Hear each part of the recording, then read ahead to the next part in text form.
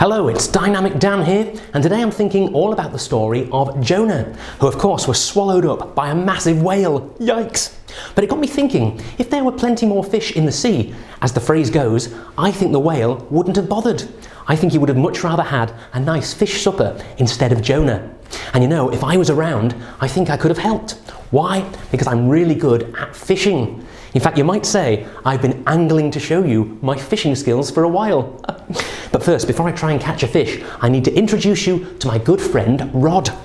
Here he is. This is Rod. And if you like that, you should meet my other friend, Annette. Let's see if I can use Rod to catch a fish. Here goes. Oh, by the way, the last time I did this, it took around an hour, so we'll just wait.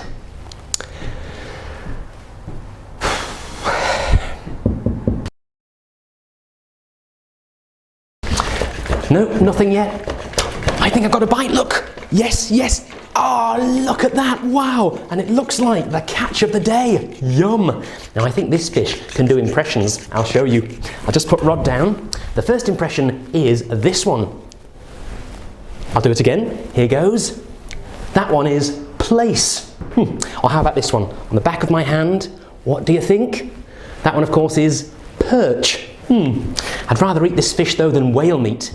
You know, whale meat, like the famous wartime song, whale meat again, don't know where, don't know when. Here, I think there's one more impression from this fish, and that one is a flying fish. Now you'll need to use your imagination for this bit. Let's imagine that this glass is Jonah's boat and this ball is Jonah. Jonah goes inside the boat, but I don't think he'd be having a ball. It would have been rough on the sea, the waves would be crashing and lashing against the side of the boat, and Jonah would have been bouncing around, rocking back and forth. It would have been pretty scary.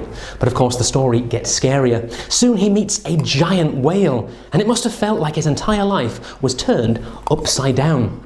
Let's imagine now that this is the whale, and this is where things get impossible, or so it would seem. You see, some people think this story isn't real, that he would be swallowed up by a whale and stay inside the whale's stomach for 3 days. But we know that impossible things can happen. Watch very closely. The ball is resting on the bottom of the glass.